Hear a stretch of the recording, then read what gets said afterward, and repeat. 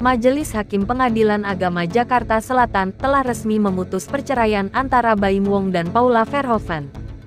Dengan demikian, keduanya kini tidak hanya bercerai secara agama saja, mereka juga telah bercerai secara negara.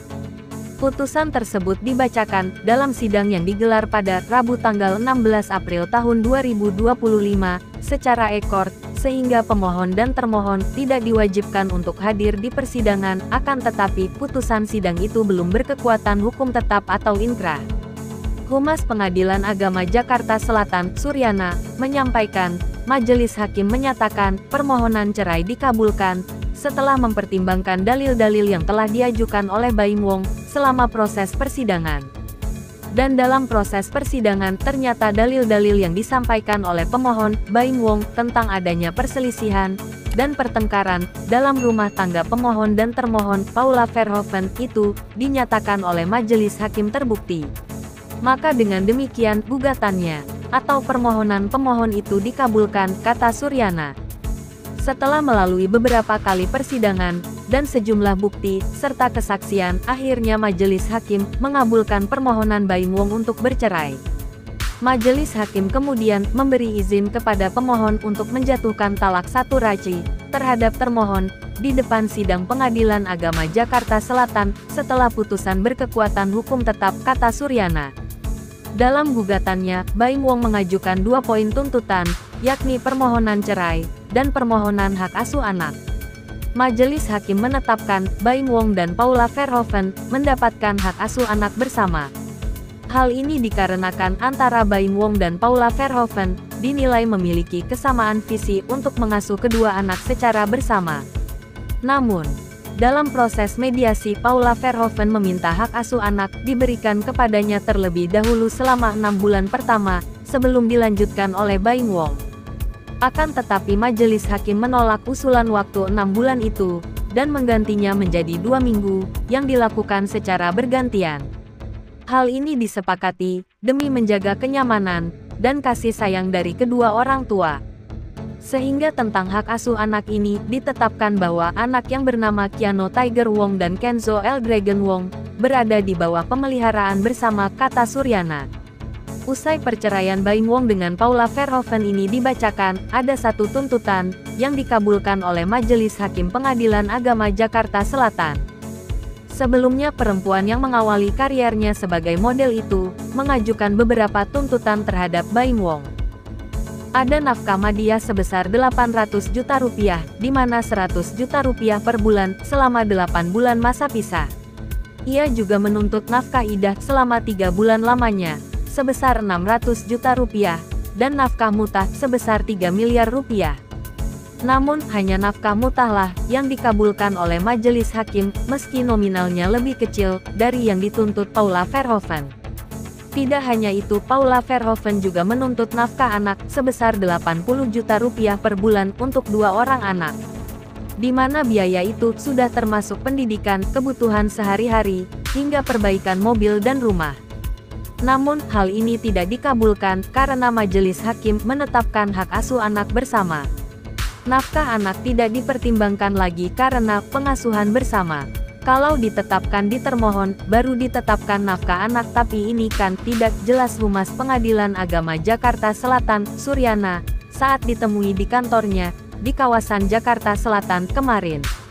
Dikutip dari berbagai sumber, nafkah mutah adalah pemberian uang atau barang dari mantan suami kepada mantan istrinya yang diceraikan, sebagai bekal hidup atau sebagai bentuk penghibur hati setelah perceraian.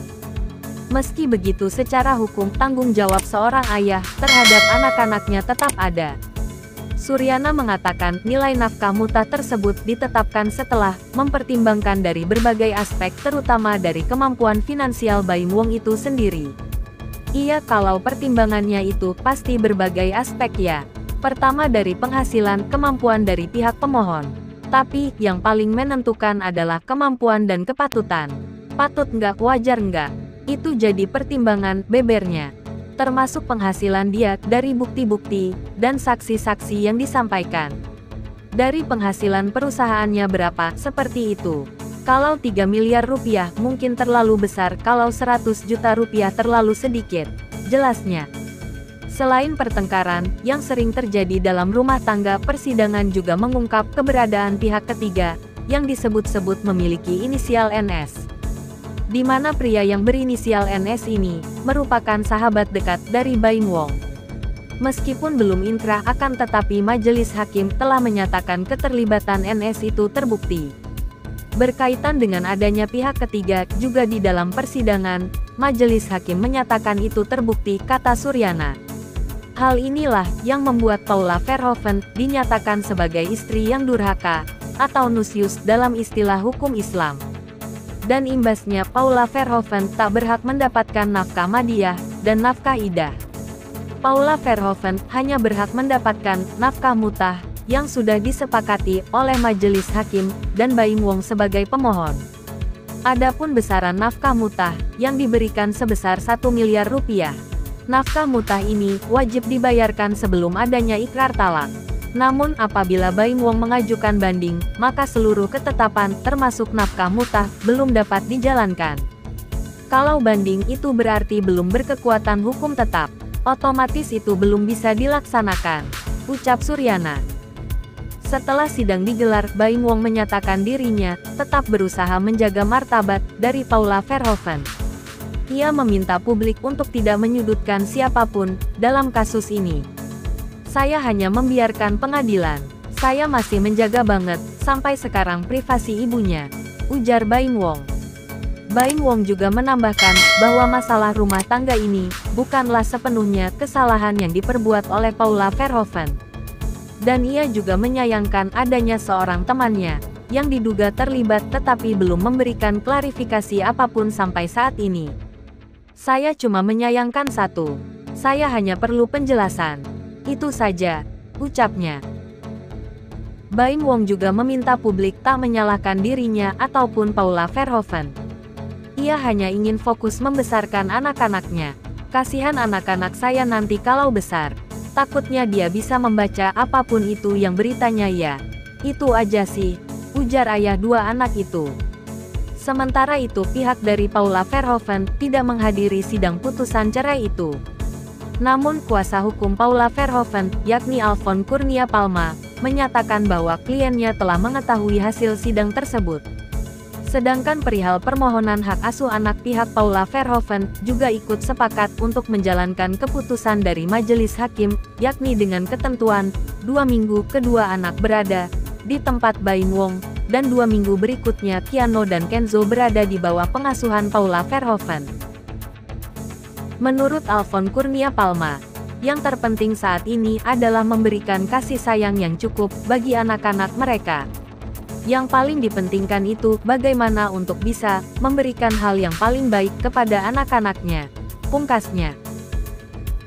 Alfon Kurnia Palma masih belum banyak bicara soal apakah pihaknya akan mengambil langkah hukum banding atas putusan itu atau tidak. Kata Alfon Kurnia Palma, pihaknya akan berdiskusi lebih lanjut mengenai kemungkinan tersebut.